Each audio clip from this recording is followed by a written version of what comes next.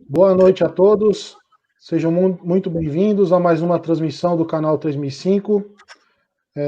Hoje daremos continuidade ao tema Inteligências Múltiplas, a segunda parte e última, com o professor Walter Teixeira e com o irmão Carlos Nascimento. Professor, boa noite. Carlos, boa noite. Boa noite a todos. A palavra está com vocês, hein? Muito bem.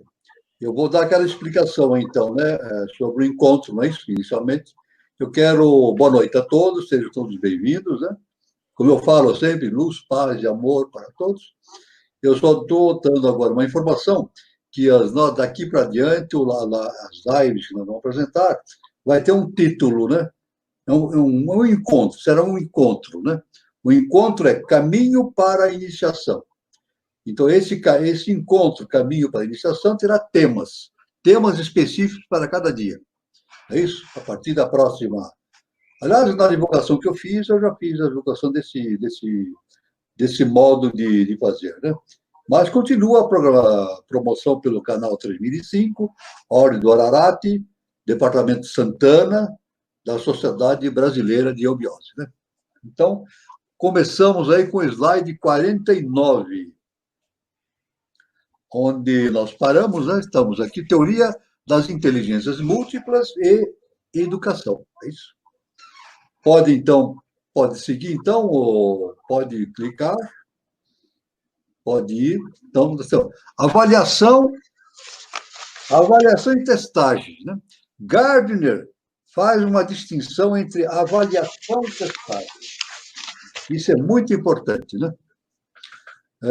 A avaliação, segundo Gardner, favorece métodos de levantamento de informações durante a atividade do dia a dia.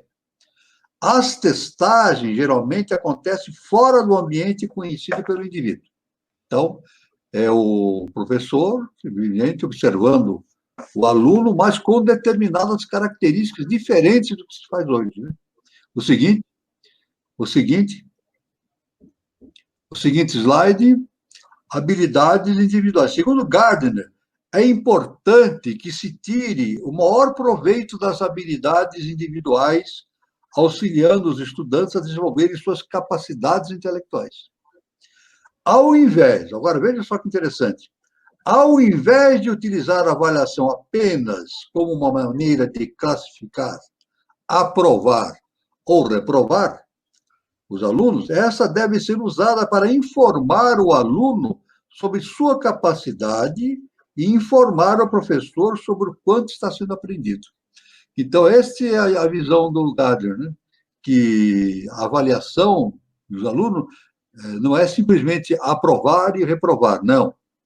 Essa avaliação dá muitas informações importantes sobre a questão da inteligência do aluno, as capacidades que o aluno deve desenvolver, e isso é feito, evidentemente, individualmente, né? Cada aluno é avaliado de uma maneira que lhe convém ser avaliado, né?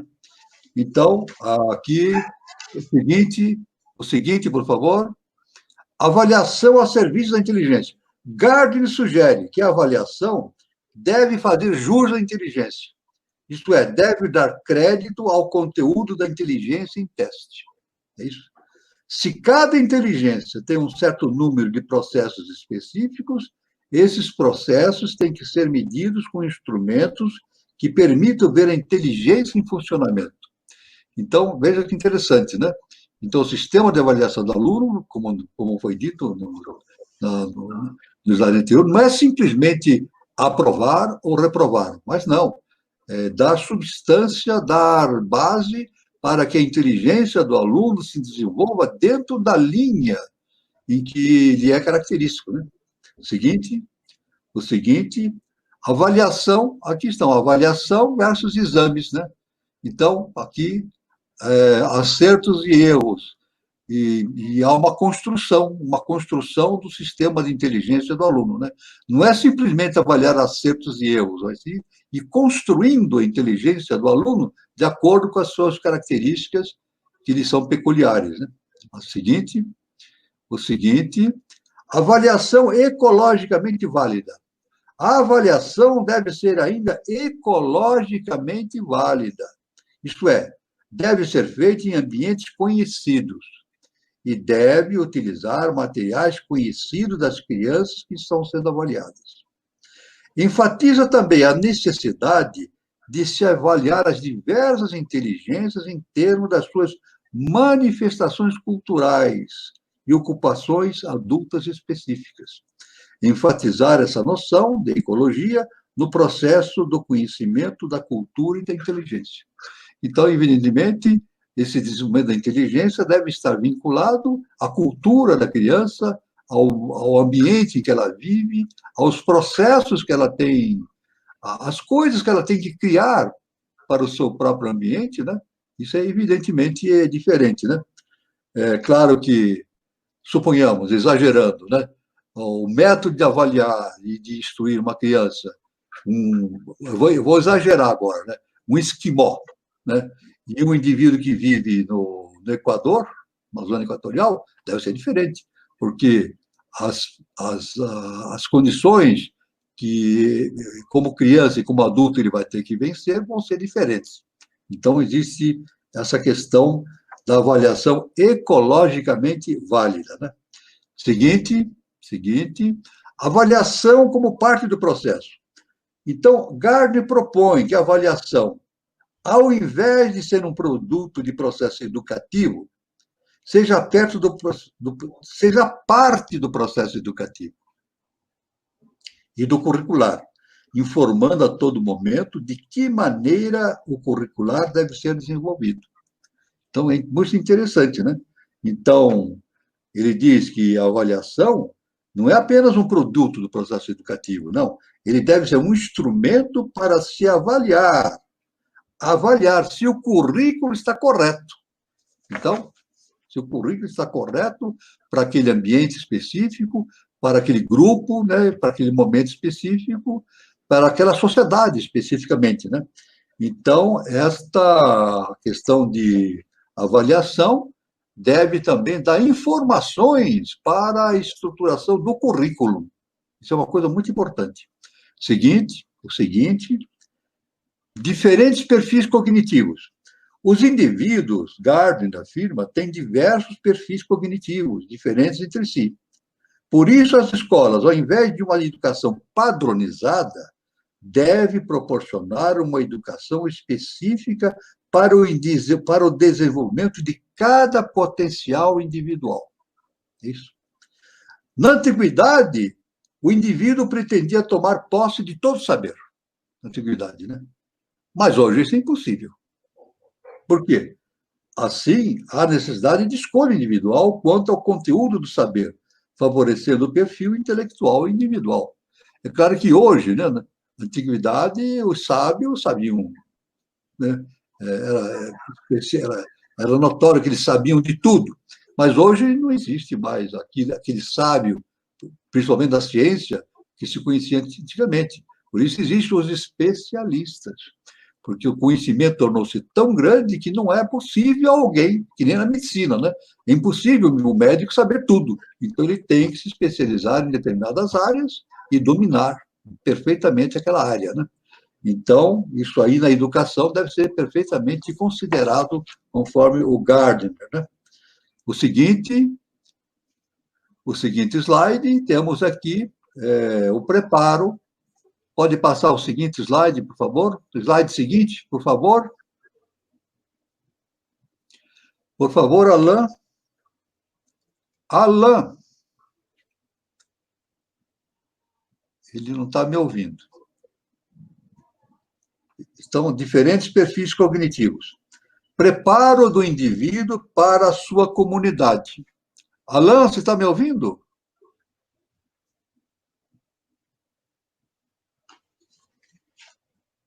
Isso, exatamente, está aqui. Preparo do indivíduo para a sua comunidade. Quanto ao ambiente educacional, embora as escolas declarem que preparam os alunos para a vida certamente não se limita apenas a raciocínios verbais e lógicos, como anteriormente nós admitimos pelo QI, né? O indivíduo deve ser preparado para resolver problemas da comunidade a qual pertence. É isso? Porque cada comunidade, dependendo da região, do espaço e do tempo, né? Da época, tem os seus problemas específicos. Né? Então, é claro que a educação do indivíduo, eu digo, a cultura do indivíduo, da criança, deve ser dirigida para desenvolver as inteligências específicas para a resolução dos problemas específicos da sua comunidade. Né? Agora, passamos para uma outra. Pode pôr o slide seguinte, né? As heranças do ser humano. Agora nós vamos ver algo muito importante. É isso? Então, pode passar. Slide seguinte. A herança biológica. Conforme. Agora vamos ver o enfoque científico, acadêmico. A natureza humana surge por influência no meio na qual vive. Então, a ciência diz que o homem é fruto do ambiente. É isso? Assim, pelo conhecimento científico, acadêmico, o ser humano nasce, isso sim, com as possibilidades de aprendizagem que, mediante o ensino adequado, podem ser transformadas nas capacidades unicamente humanas. Todo indivíduo tem, por dote biológico e único ao nascer, possibilidades parecidas com as dos seus semelhantes, mas que não são exatamente as mesmas. Essa é a herança biológica do indivíduo. Quer dizer, não somos iguais, nós somos semelhantes, mas tem uma parte biológica que influi, né, a característica, a herança biológica do indivíduo, que determina uma série de características do indivíduo, e também, evidentemente, o meio em que ele vive. O meio, né, ele recebe uma enorme influência do meio em que vive.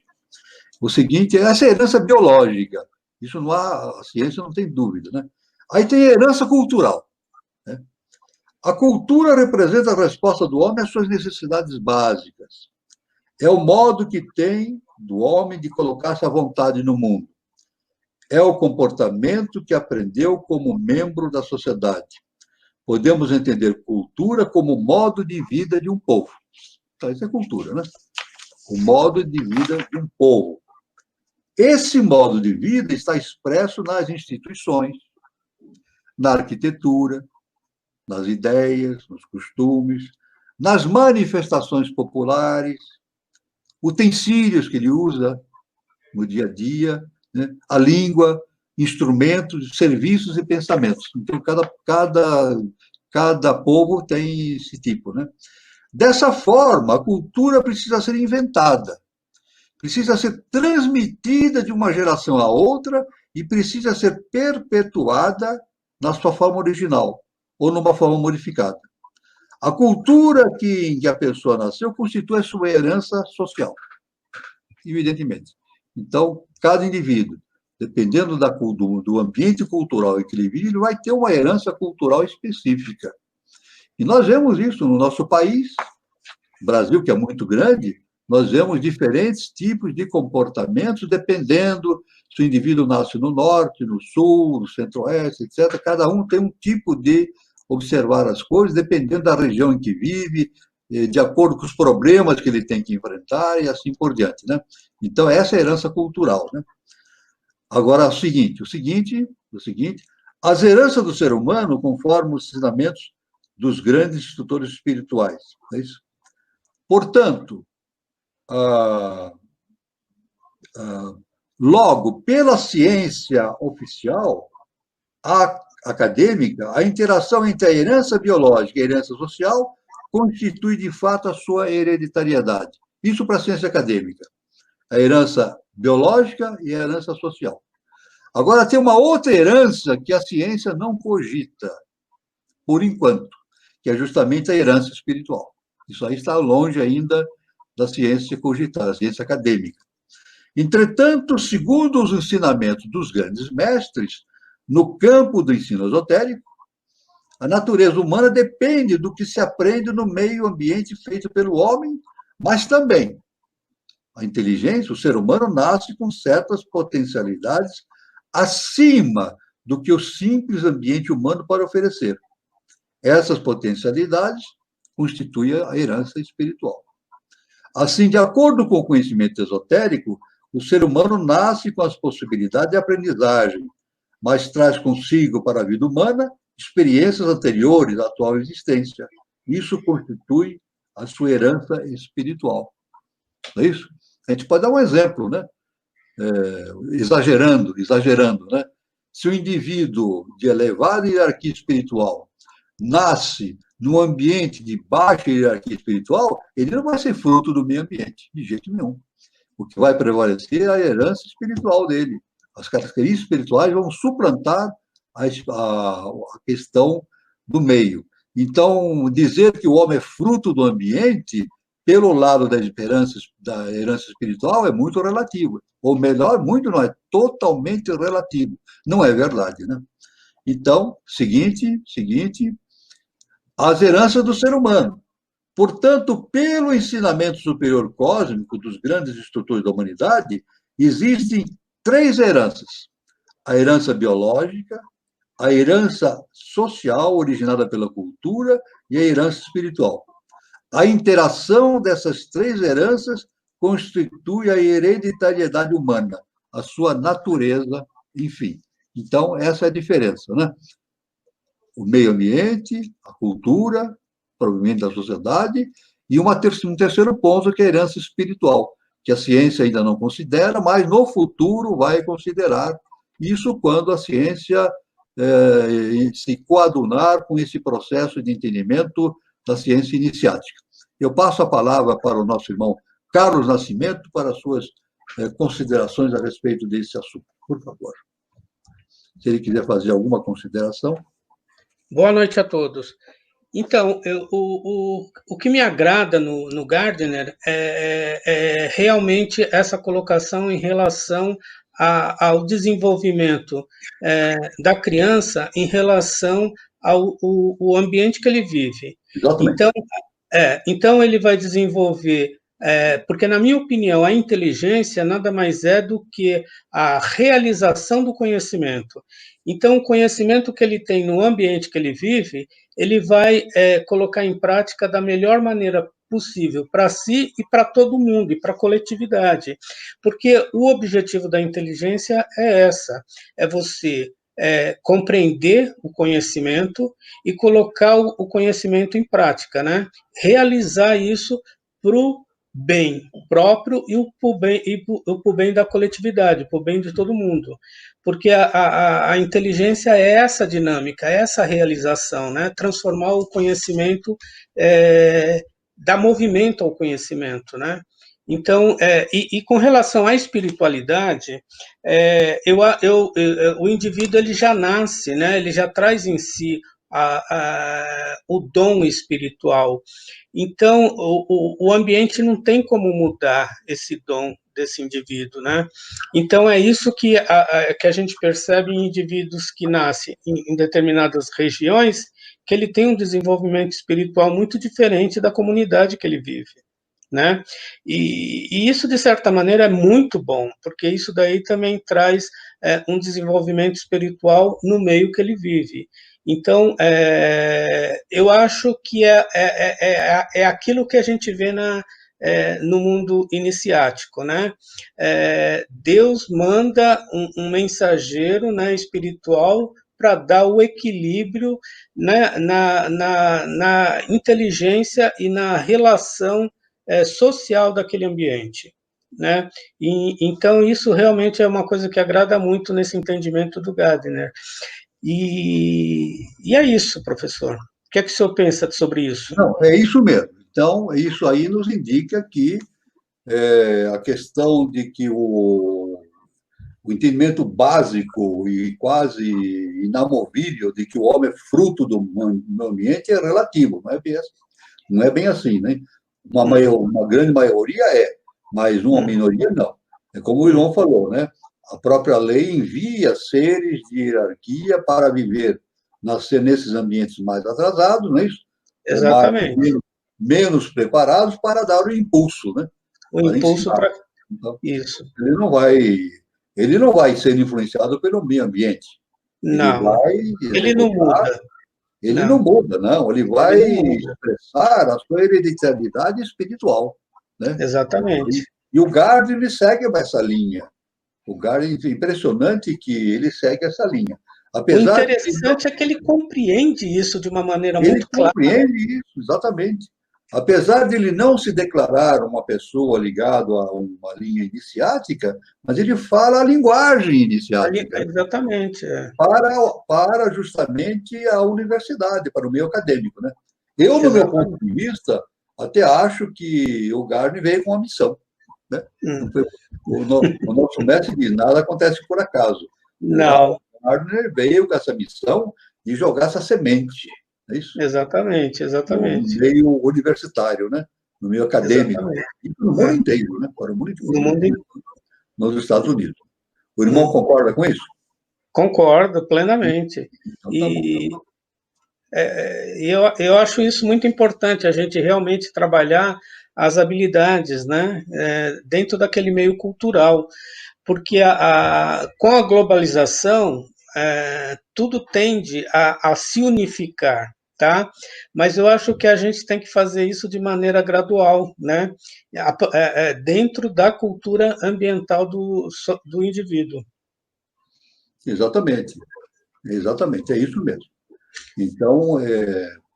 Então, cada região deve ter as escolas específicas, né, para aquela situação. Quer dizer, não vai também eliminar o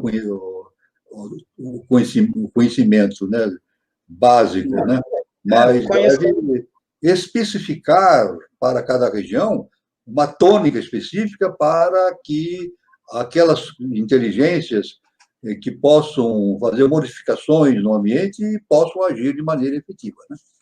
Isso é importante. Agora nós passamos para a parte 4 do nosso aqui, que é justamente, pode seguir, que não é o santo graal biológico. Então, pode ir. Eu quero dizer o seguinte, no dia 25 de fevereiro de 2001, houve uma coisa muito interessante. Hoje, um dos jornais de São Paulo, do estado de São Paulo, que eu tenho até hoje esse jornal que eu comprei, publicou um artigo denominado Não é o Santo Graal Biológico, de autoria de um jornalista, Gary Stix, dos Los Angeles Times. Então, seguinte, vamos ver o que aconteceu nesse dia. Isso. Uma semana antes, de 25 de 2 de 2001, foi anunciada a primeira publicação do mapa do genoma humano. O número esperado para a espécie humana era 100 mil genes. Era o que se esperava.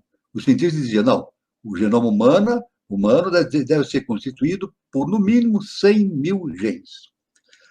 Só que somente 30 mil foram encontrados. Em vez de 100 mil, encontraram 30 mil. Quer dizer, o genoma, quer dizer, a identificação dos genes de cada espécie. Né? Ora, e mais ainda, descobriram, por exemplo, Albert Einstein tinha 1% a mais de genes do que um rato. Albert Einstein. Veja, considerando o gene de um rato específico e de Einstein tinha apenas 1% acima do gene do rato, né? Um gene e um rato, apenas com essa diferença. E assim, temos muito mais em comum com os cães, os gatos, cães, macacos e bactérias do que se podia imaginar. Um dos cientistas comparou essa descoberta com o mesmo impacto que Copérnico causou deslocando a Terra do centro do universo para um lugar menos destacado. Agora, é claro que esse autor desse artigo, ele tocou no caso do santo grau biológico, ele chamou do santo grau biológico. Foi considerado que o sequenciamento do genoma humano não significa a conquista do santo grau biológico, ou seja, o entendimento da inteligência humana através do genoma. Foi uma verdadeira decepção da ciência, né? Será preciso muito mais para explicar por que o homem elabora uma teoria da relatividade, enquanto um rato, com apenas 1% do conteúdo genético a mais, apenas faz um labirinto de túneis por baixo da Terra. Então, qual é a diferença que existe entre um rato e um Einstein? É o genoma? Não é. Não pode ser. Diferença de 1%. Né? Então, isso foi realmente um baque muito grande para a ciência, né?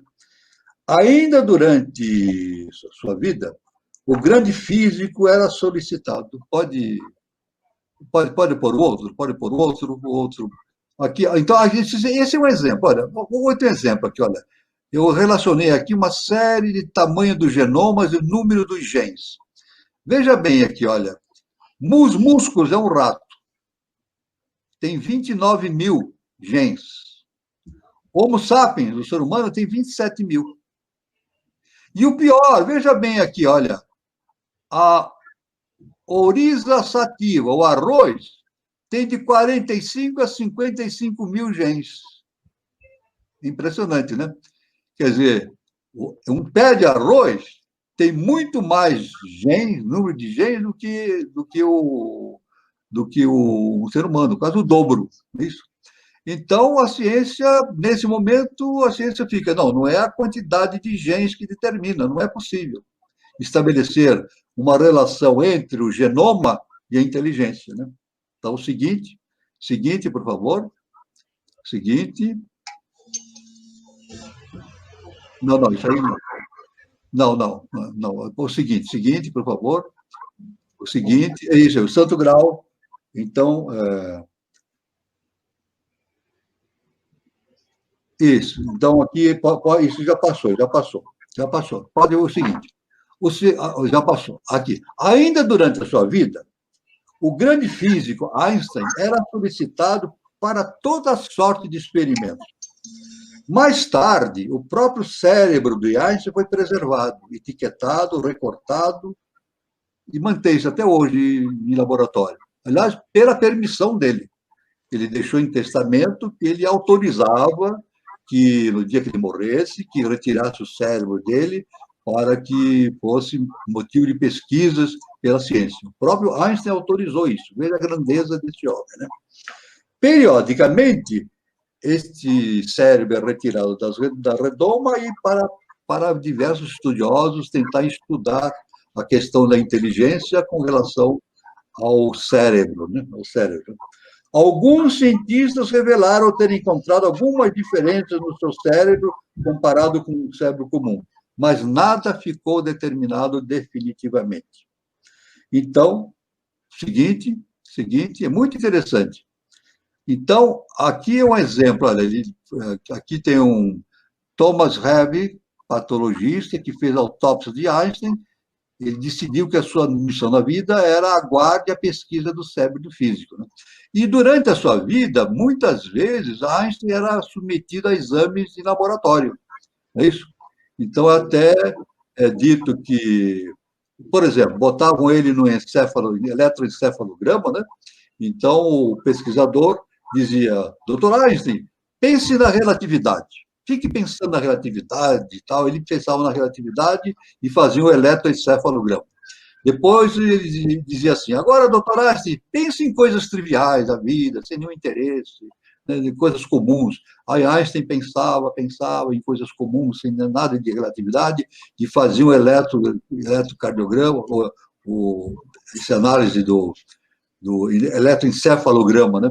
Nenhuma diferença foi encontrada, né, nos registros, no mapa de eletroencefalograma. Tanto se ele pensasse na relatividade ou se pensasse em coisas comuns. Então, não se chegou a conclusão nenhuma, né? Seguinte.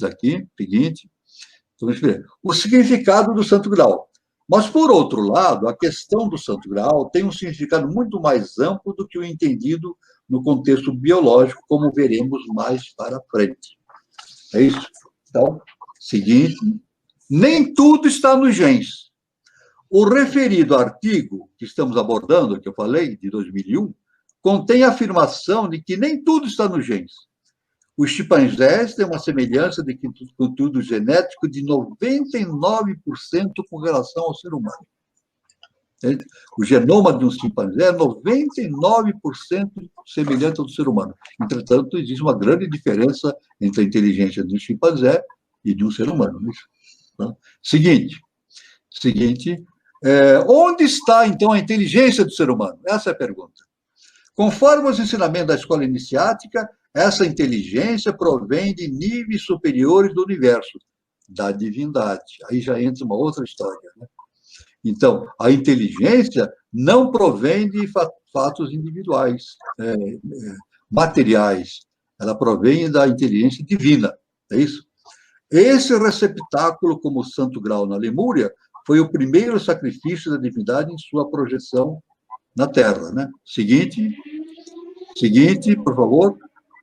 Então, veja bem. Então, o nosso mestre, professor, nosso Augusto Mestre, professor Henrique de Souza, ele sempre afirmou que a inteligência do homem é Deus no homem. Então, não tem nada de ver com genes, nem com... Não tem nada, né? Eu só quero fazer agora mais uma informação. Depois desta data, de 2001, eu comecei a pesquisar, né? Procurar na ciência, nos geneticistas, nas publicações, a razão do porquê dessa discrepância. Aí houve uma descoberta muito importante na área da genética, né? Descobriu-se algo importante na área da genética. Então, a genética concluiu o seguinte, que existem genes, apesar do homem ter uma quantidade muito menor de genes do que um pé de arroz, mas a ciência diz que a inteligência não depende de fatores quantitativos, mas sim qualitativos. Eles descobriram determinados genes que agem dando inteligência, mas num valor qualitativo. Então, não depende da quantidade de genes, mas sim da qualidade dos genes. Isso foi uma descoberta científica que se fez anos depois esse grande assombro que houve na ciência, né? Foi uma decepção que houve na ciência com o genoma, né? Então, então, nós temos aqui uma imagem da tríade superior, nós temos o quaternário, né? O físico, etérico, astral, mental concreto, mental abstrato, búdico e atmã. Então, a gente vê que a inteligência são 7 pontos, né? De acordo com a ideia do Gardner, né? São 7 coisas diferentes dentro de uma estrutura, né? E cada coisa dessa aqui tem uma inteligência específica, né? Só que a inteligência superior do homem, né? A inteligência superior do homem está aqui, ó, no mental abstrato. É isso? E depois do mental abstrato, ele desenvolve ou desenvolve paralelamente um outro tipo de percepção búdico, que é a intuição. Ele desenvolve a intuição. E depois desenvolve Atman, que Atman já não é uma inteligência racional, não é tipo uma inteligência racional, não. O indivíduo ele faz uma interação com o próprio objeto, né? Ele não é simplesmente um observador observando o objeto, não.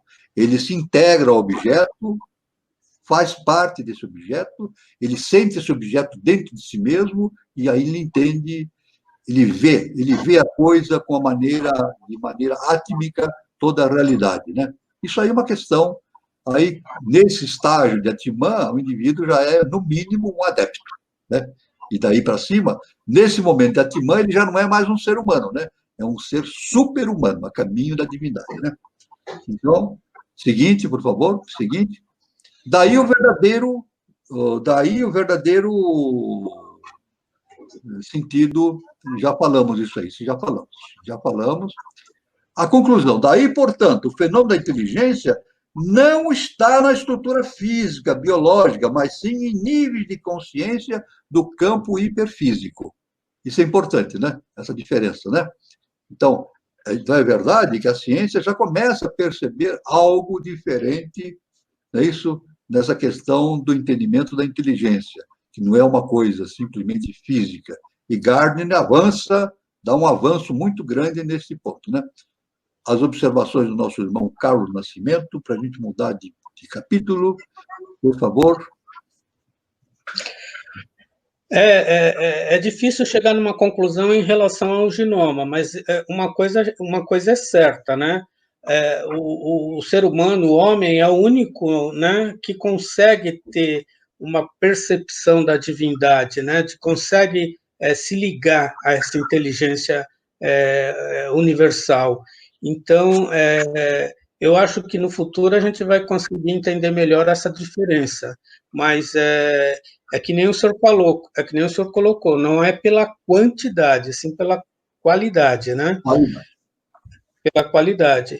E eu acho que o desenvolvimento humano se dá por conta disso, né? Da capacidade humana de se ligar a essa grande inteligência universal, né? E essa grande inteligência que joga o homem nesse processo de evolução, né? O dínamo, né, que processa tudo isso. Concorda comigo?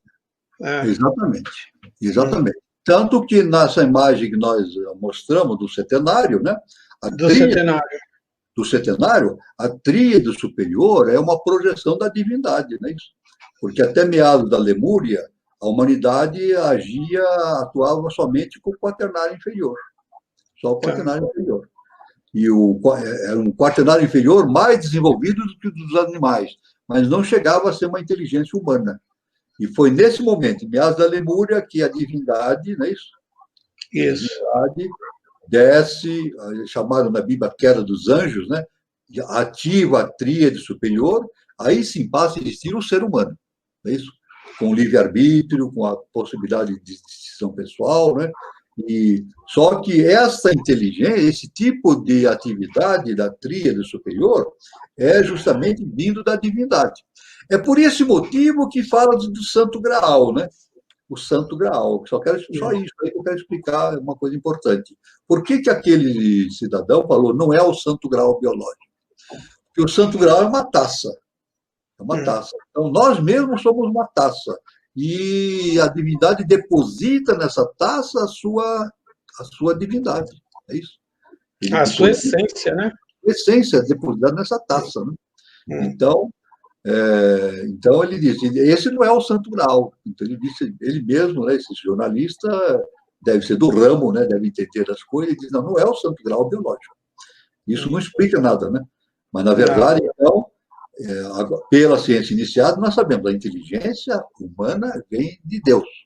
É uma projeção da mônada, né, que está em Brahma, ela se projeta para o mundo físico mais denso e nos dá a possibilidade do entendimento humano, né? Exatamente. Suplanta toda e qualquer teoria de genoma, de genes, etc. Né? Suplanta, vai muito mais além, né? Tudo bem? E feliz é o homem, né, que consegue descobrir os mistérios da divindade, né? Exatamente. Que consegue, pelo menos, trilhar, buscar esse caminho.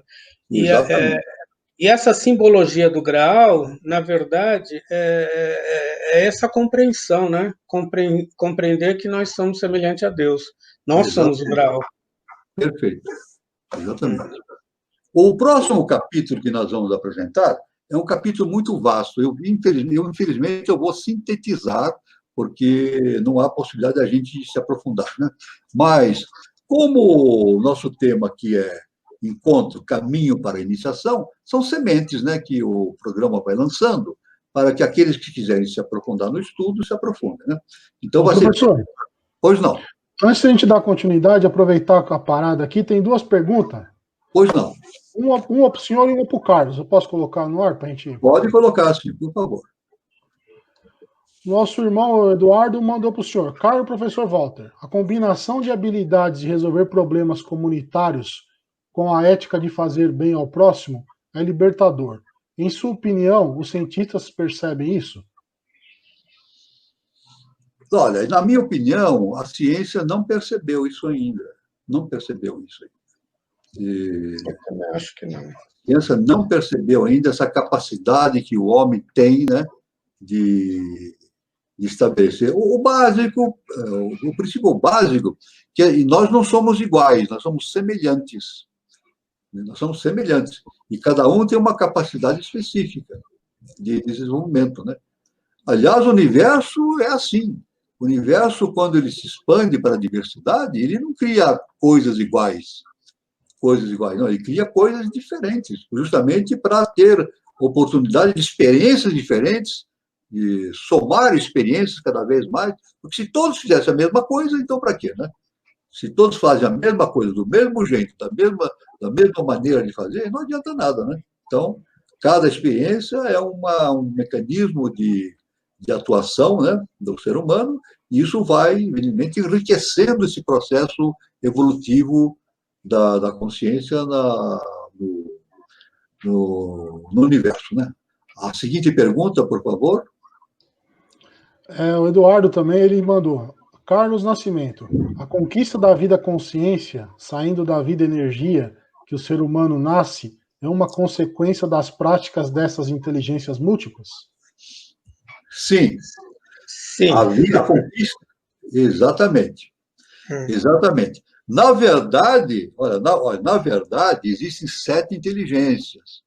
Cada pessoa nasce com um tipo de inteligência, mas elas não são separadas, elas nascem em conjunto. É isso? Então, a resposta é o seguinte: um adepto, ele vai usar todas as inteligências. Esse que é o mistério. Quando o indivíduo torna-se um adepto, ele vai usar as 7 inteligências com a mesma potencialidade. Um ser humano, não, ele vai ter um tipo de inteligência tal, A, B, C, D, dentro das 7, ele vai se desenvolver isso aí. Mas ele tem que desenvolver todas, e desenvolver o centenário inteiro. Então, na verdade, quando se torna um ser humano, se torna um adepto, ele se torna um conhecedor de tudo, e age com as inteligências de maneira completa, simultânea, né?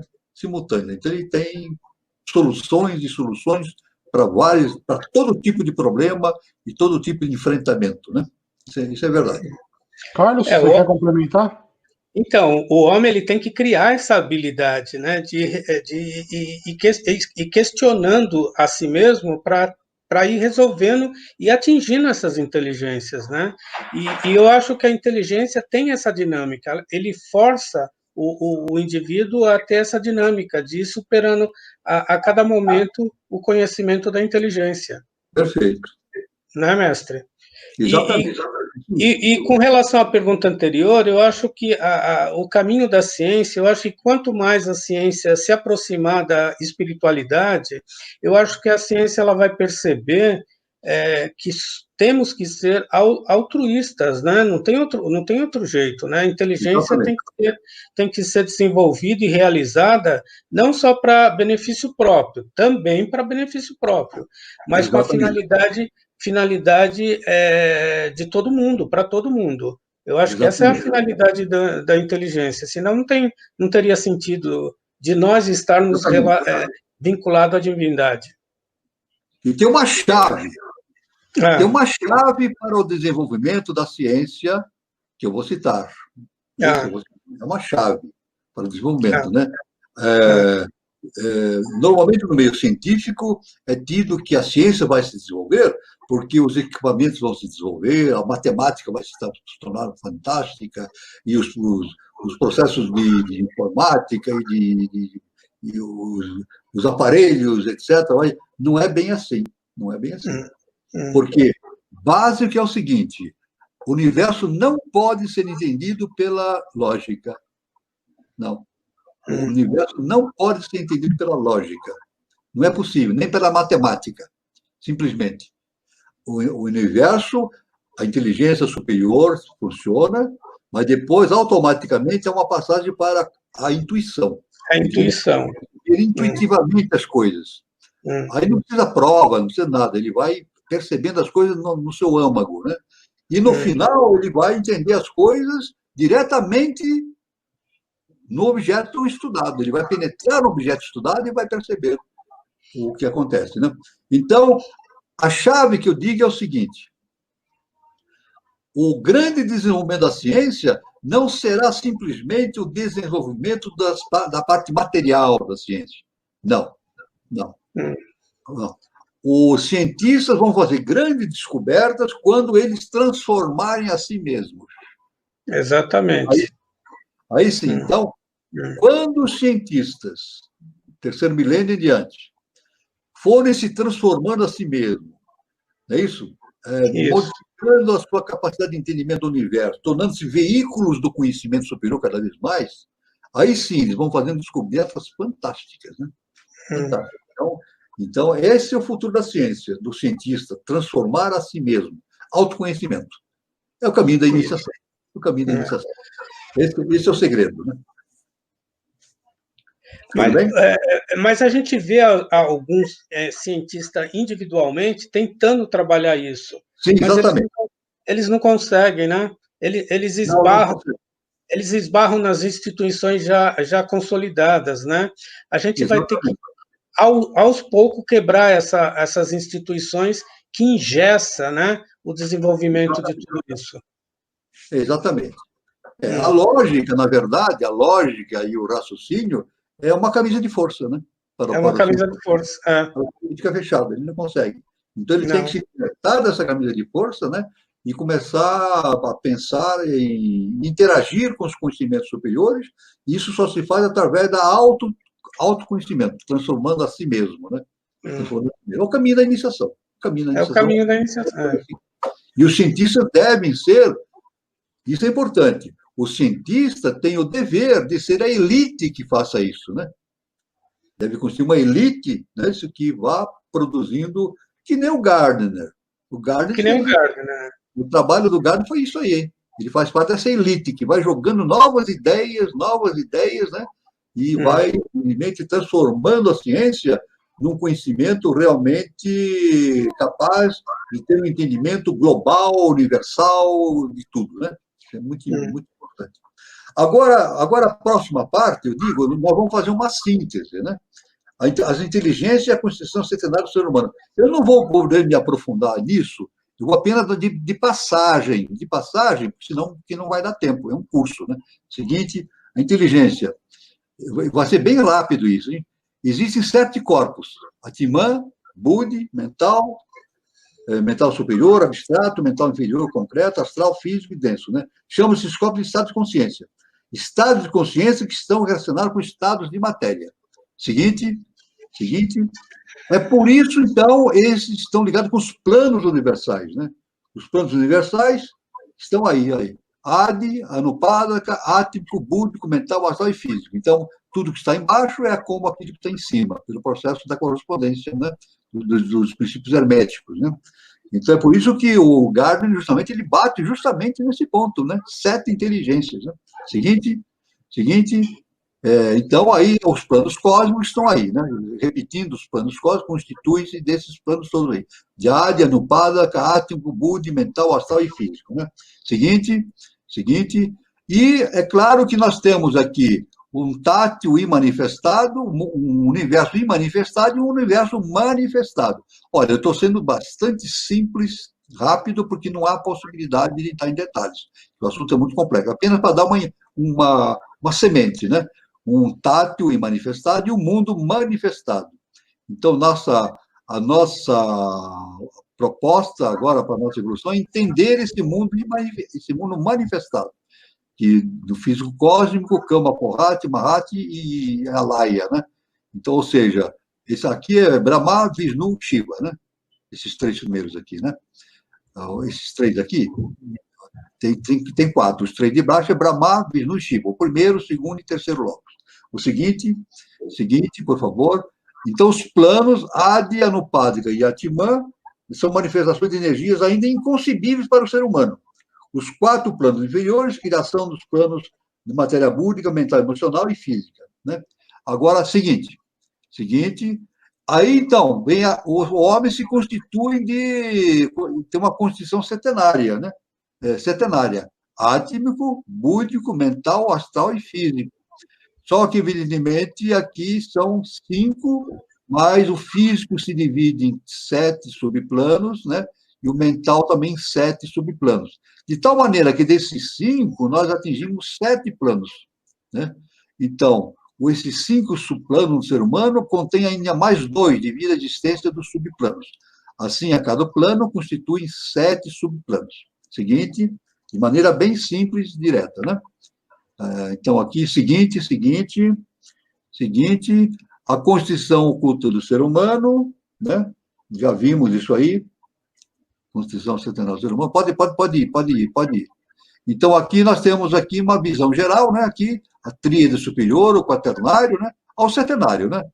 Do próprio centenário do que o Gardner fala, né? Com as 7 inteligências possíveis para o ser humano, né?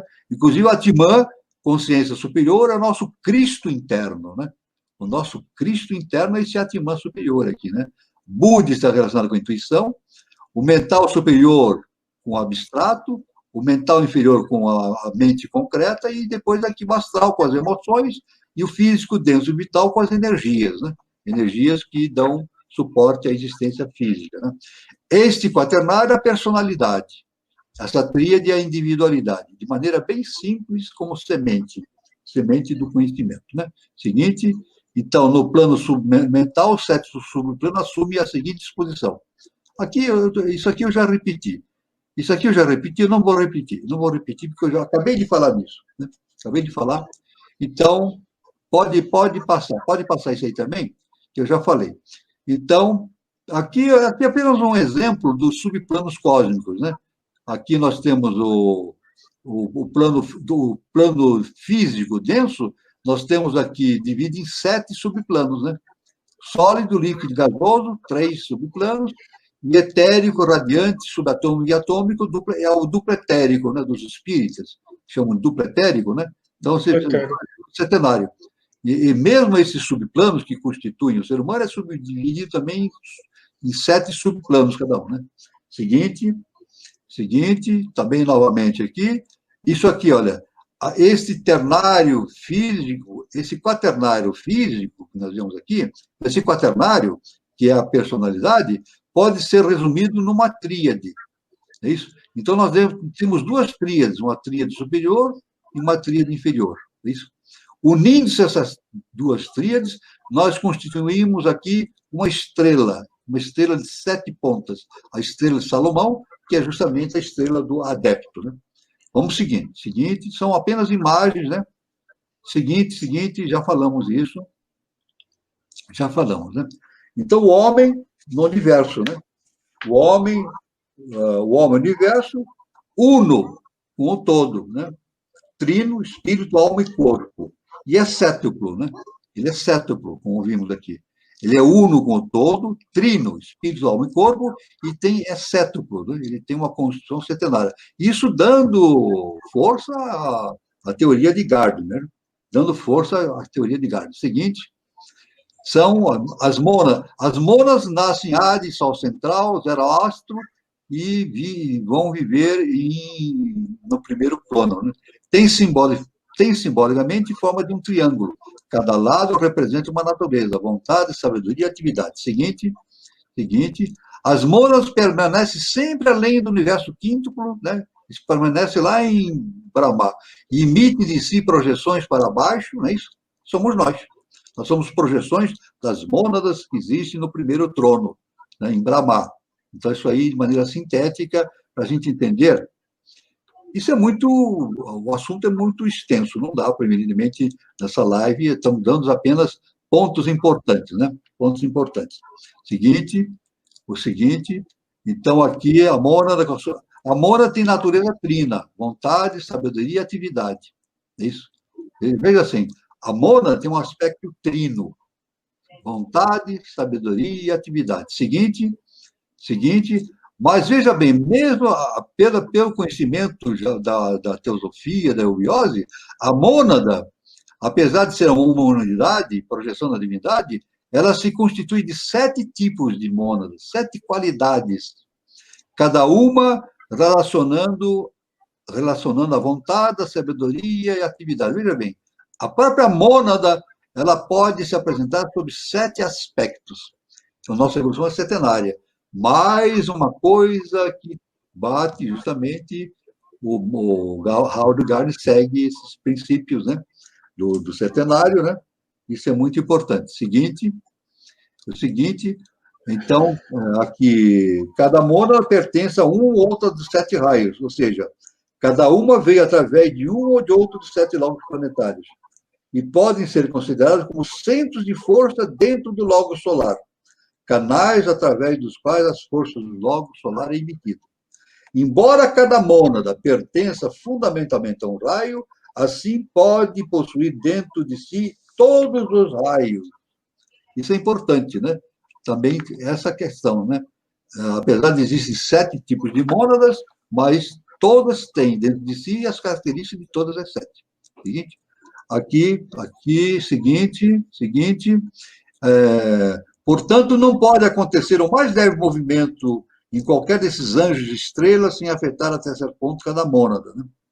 Então, e existe problema de mudança de raio também, né? As mônadas, apesar de cada uma ter uma determinada característica, pode haver mudanças de raios, dependendo do processo evolutivo, né? Então, isso é muito importante. Agora, existem hierarquias. Isso aí é um resumo que eu estou dando, justamente um resumo do conhecimento iniciático para a gente depois, futuramente, ir abordando isso mais profundamente. Existem hierarquias. 7 hierarquias do raio divino e 7 hierarquias do raio primordial. É isso? Então, 7 hierarquias do raio divino, 7 hierarquias do raio primordial. Nós vamos agora determinar quais são esses raios, né? Seguinte, as hierarquias, né? Seguinte, então, veja bem, 7 caminhos para a conquista da iluminação. 3 raios maiores, Rakovsky, Najib e Abiyala. São os 3 ligados à tríade superior, né?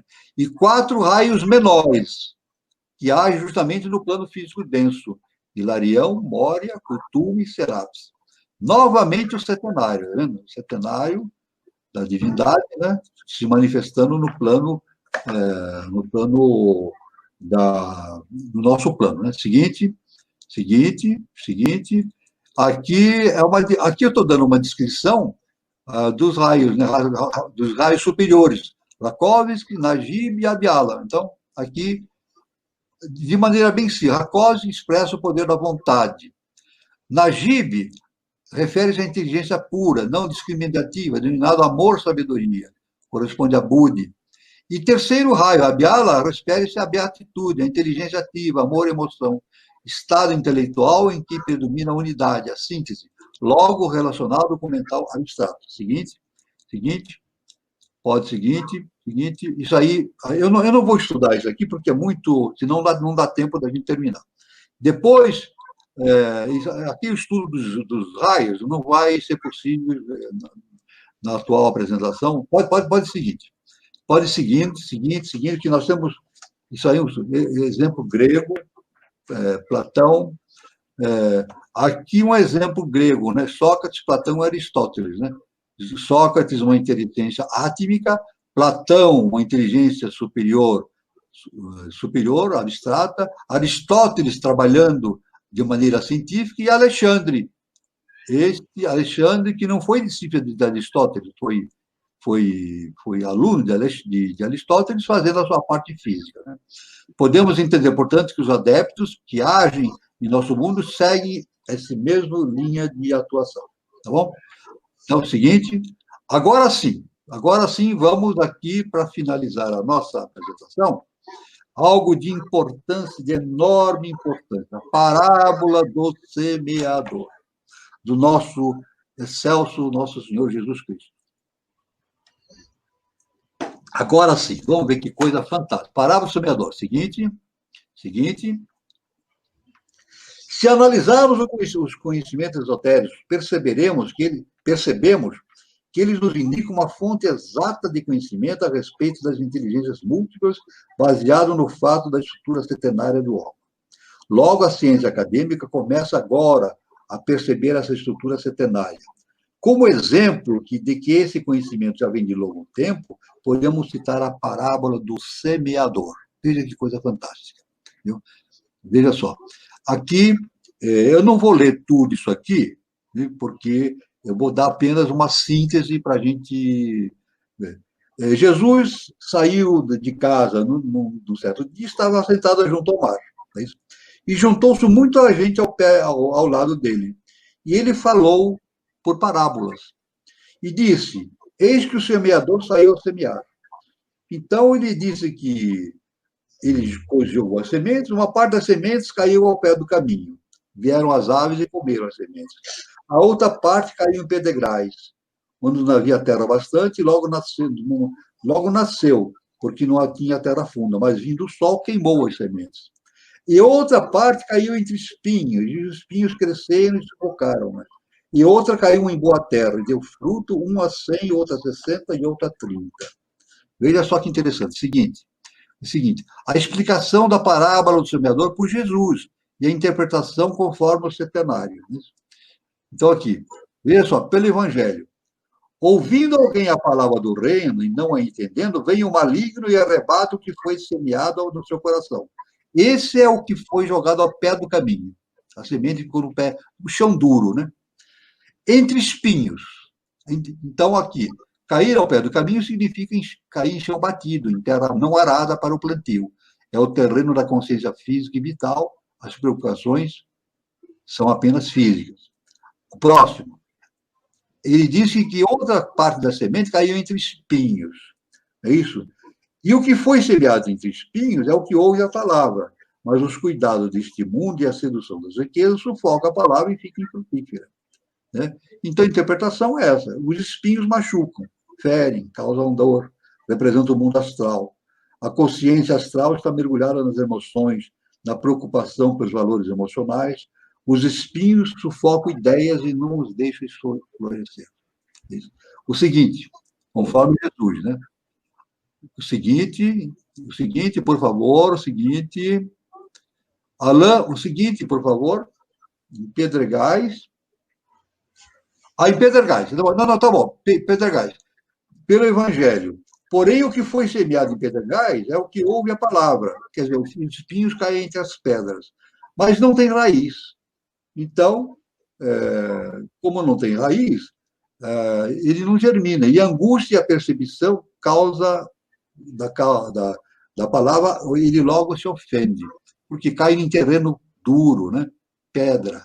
Né? Então, Jesus fala cai em pedregais. Agora, Jesus continua, o próximo. Veja só que interessante. O que cai em boa terra, veja só. Mas, olha o que Jesus falou, mas o que foi semeado em boa terra é o que ouve e compreende a palavra, e dá fruto, e produz 100, outro 60 e outro 30. Jesus falou isso. Veja, joga nessa boa terra, uma parte produz 100, outra parte produz 60 e outro produz 30. Ele só faltou falar 100%, 60% e 30%. Mas o que queria falar é isso mesmo. Né? A interpretação. O que foi semeado em terra boa é o que foi semeado em tríade superior, interpretação, é o que foi semeado no mental abstrato, Buda e Atman. As ideias florescem e encontram guarida. E crescem abundantemente. Mas veja só que interessante. E se multiplicam em escalas proporcionais. Se cai no mental abstrato, rende 30%. Se cai em Budi, rende 60%. E se cai em Atman, rende a 100%. O nosso mestre Jesus estava falando do centenário, da constituição íntima do ser humano. Seguinte, por favor. O seguinte, por favor. Então, veja bem, que coisa importantíssima. Né? As ideias do Gardner, o nosso sistema é centenário, a evolução é centenária. Né? Gardner fala de 7 inteligências. E Jesus, já naquela época, falava das inteligências, tipo de inteligências. Né?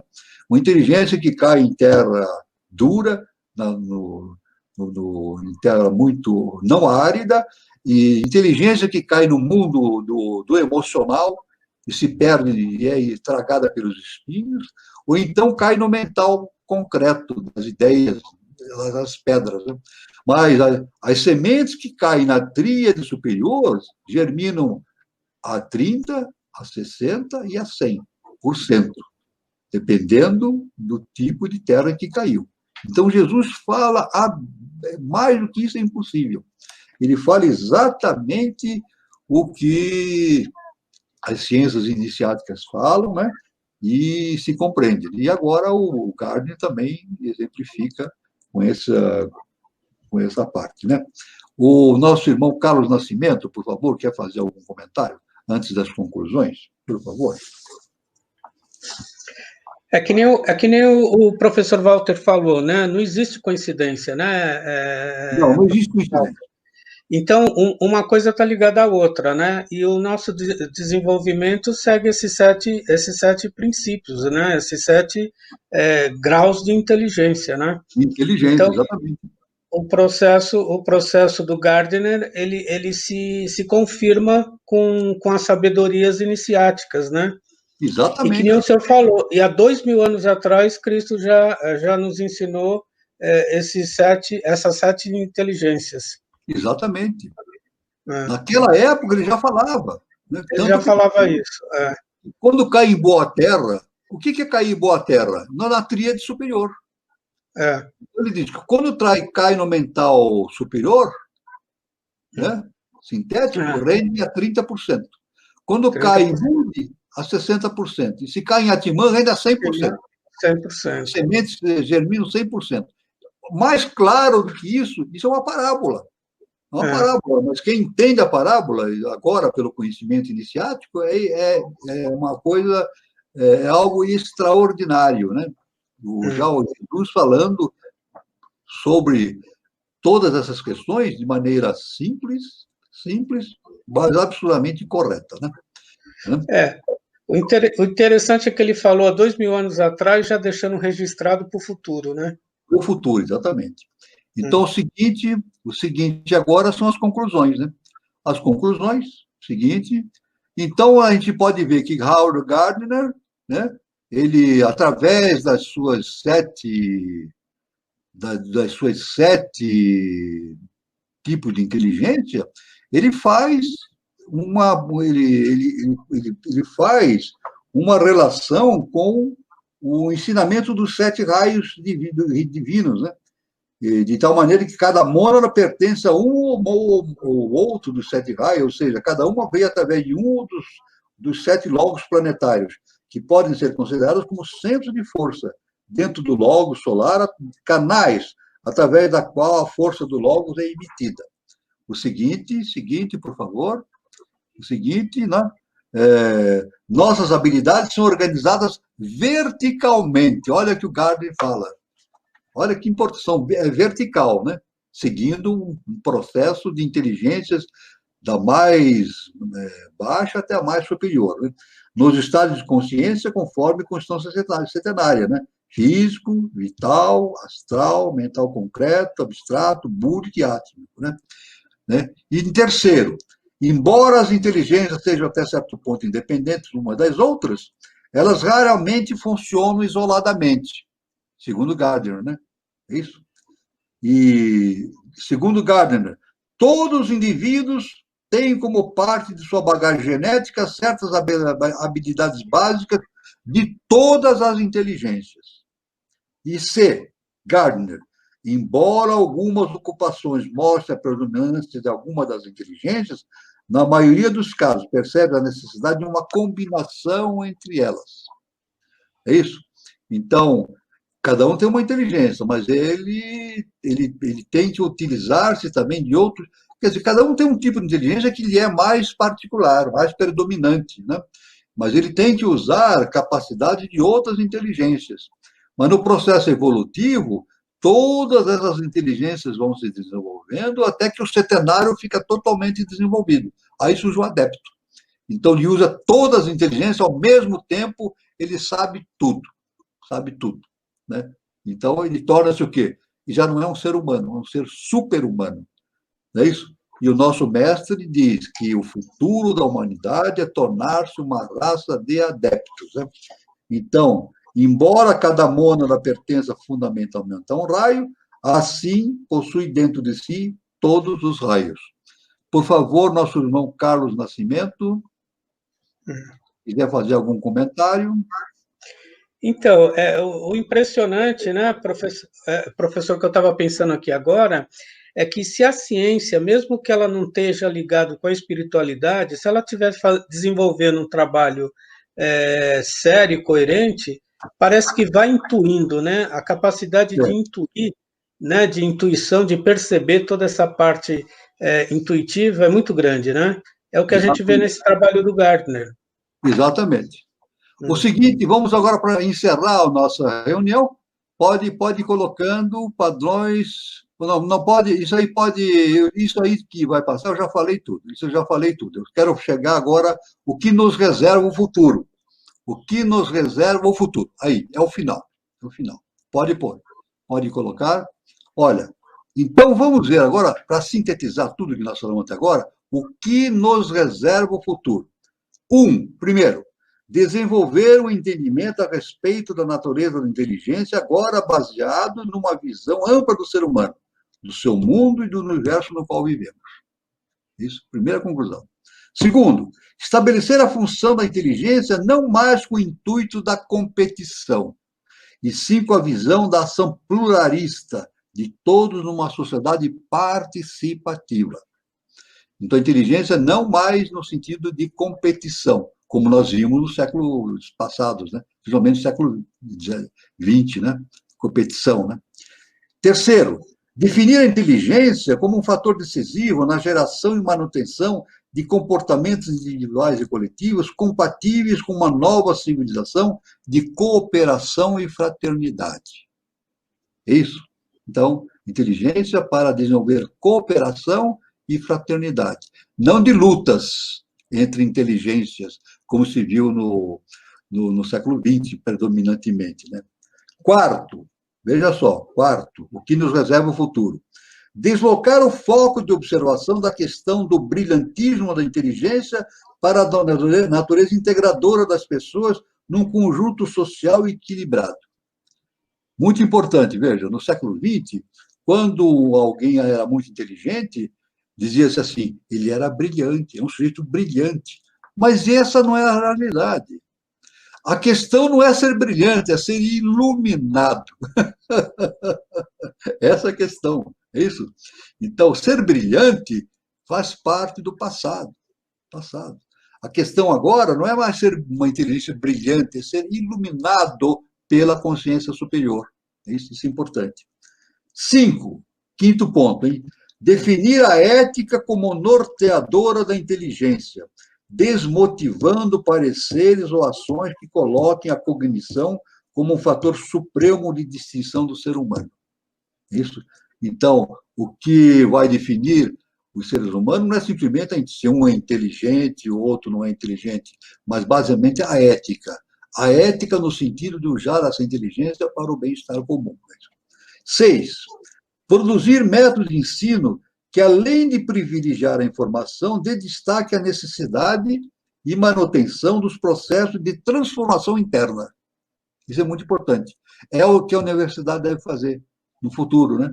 Espero que seja logo. Não só dar informações, mas sim produzir a transformação interna do ser humano.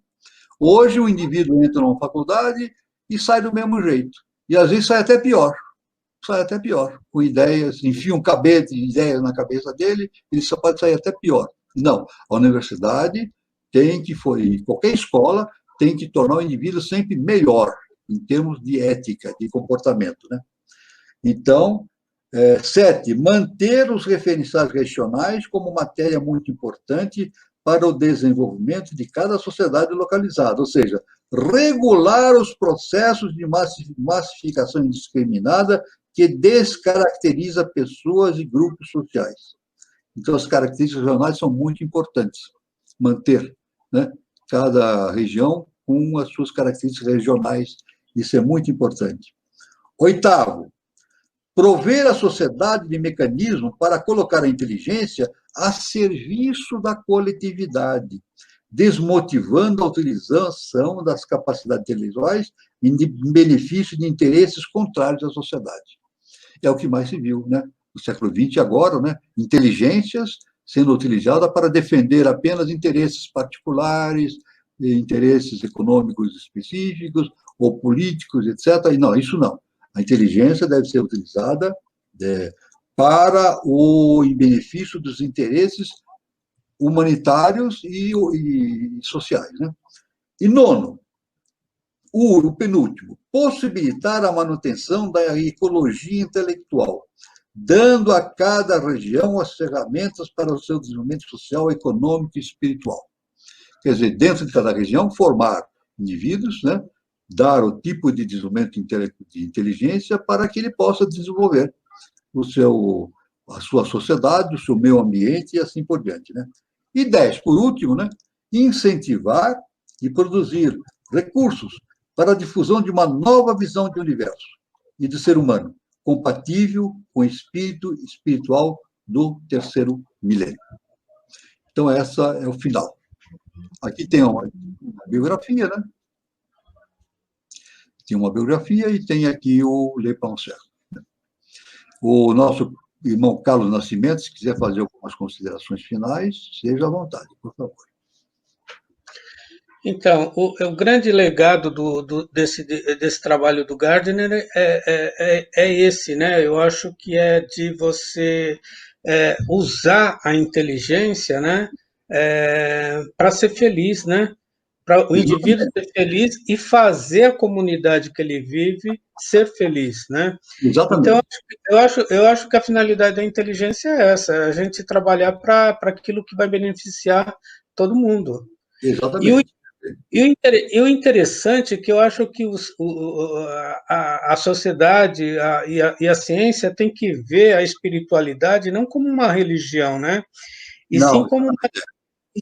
sim como um canal de ligação com uma inteligência superior. Exatamente. Né? A gente tem que quebrar esse paradigma também. Exatamente. Perfeito. É isso mesmo. Tem que haver uma mudança de visão desse tipo de entendimento das coisas, né? Exatamente. Exatamente. E o fundamental, então, em resumo, o fundamental, isso seguindo as ideias do Gardner também, que se coaduna perfeitamente com tudo isso que tem de Blavatsky, do professor Henrique de Souza, ele fez um trabalho extraordinário, né? Então, é justamente bater nesse ponto da transformação interna do indivíduo, no sentido da ética, no sentido do bom comportamento, né? Então, isso coincide com aquilo que o professor nos indica, né? O professor nos diz: reconstruir é o brado que nos compete. É o que eu posso falar de final. É o que o professor falou. Reconstruir é o brado que nos compete. É isso que é o importante. Professor e Carlos, tem dois comentários aqui, vou colocar no ar só para a gente refletir. A Camila Lima, ela fala: faz sentido, então, se desenvolver no sistema geográfico para resgatar essas consciências de acordo com o raio que compete cada um. O que vocês acham?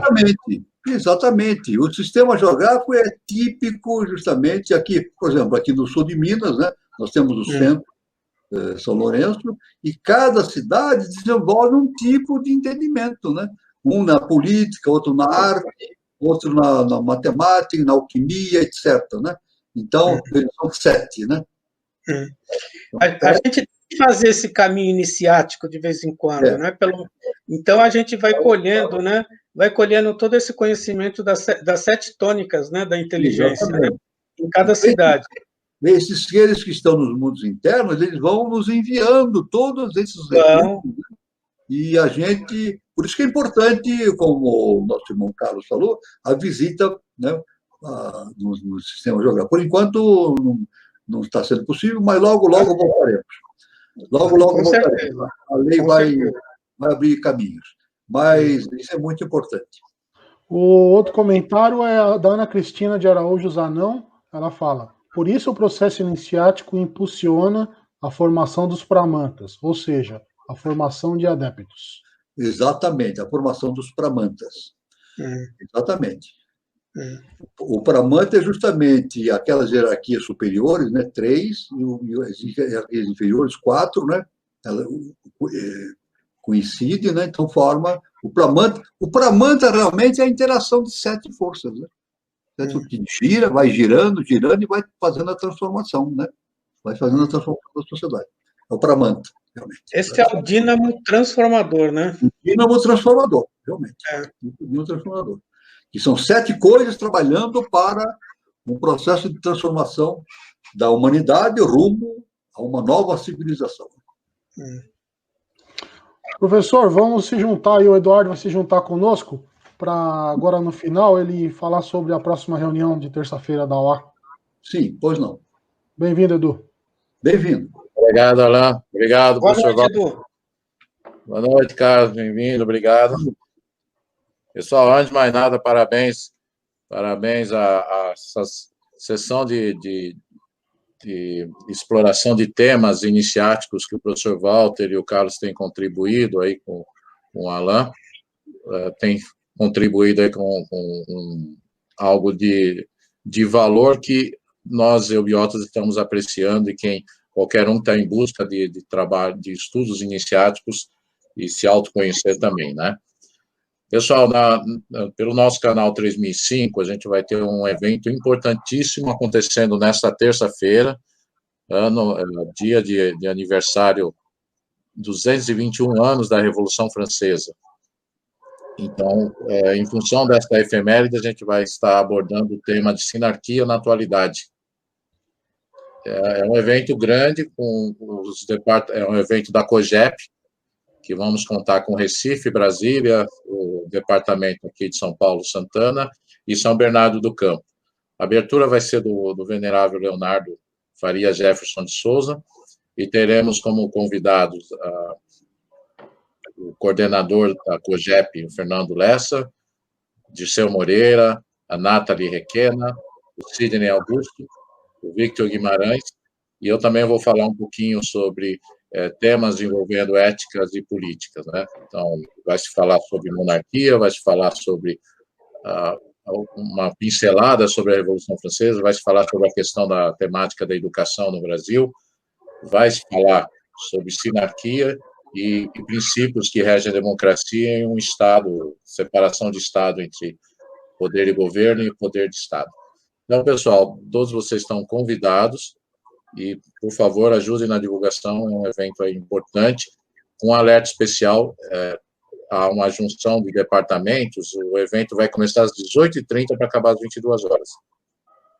Perfeito? Então, é a junção de duas reuniões num evento só. É a reunião que tradicionalmente acontece em Recife, depois a reunião que acontece tradicionalmente em Santana, de terça-feira, os dois unidos, possibilitou abrir mais tempo para a gente explorar satisfatoriamente, mas sempre passando, né, porque é um tema muito complexo, mas vale a pena, e eu convido a todos a estar aqui com a gente na terça-feira, canal 3005. Parabéns. Parabéns pela trabalho. Parabéns. Professor, considerações finais do senhor e do Carlos? Carlos? Então, as considerações finais que eu estou sempre batendo na mesma tecla é que a gente tem que compreender o conhecimento que é dado para a gente, né? E utilizar e realizar esse conhecimento da melhor maneira possível para o bem social de todo mundo. É verdade. Então, e eu também finalizo que o princípio básico de tudo é conhece a ti mesmo, né? Conhece a ti mesmo, né? Conhecer esse tipo de inteligência e produzir o desenvolvimento de todas essas potencialidades para o bem da humanidade e seguir aquilo que o nosso mestre nos indica, que é justamente realizar o processo para a fundação de uma nova civilização. É isso que eu tenho que falar para o final. Edu, alguma coisa? Olha, numa exposição deixou muito claro para mim a vida material, né, a vida energia em vida consciência. E olha que interessante, porque a gente retorna à casa do Pai, porque a gente sai de 7 logos, né, professor Walter? Exato. De um dos 7 logos se desenvolve e depois retorna à casa do Pai, uma possibilidade enriquecida, né? Então, é muito legal ver como isso decorre, e essa parábola do semeador, acho que ela fecha com chave de ouro essa exposição de 2 sábados de um tema tão importante e tão cola, né? Ciência com filosofia, religião. Gosto muito de temáticas assim, e vocês estão de parabéns por essa iniciativa. Professor, para a gente finalizar aqui, uma última pergunta que chegou. A Jane Costa. Eu ia fazer uma pergunta simples. É possível a personalidade existir sem espírito? Veja bem, isso é uma pergunta importante. A personalidade nunca desaparece. Ela vai sempre existir. Só que ela tem que harmonizar com a individualidade.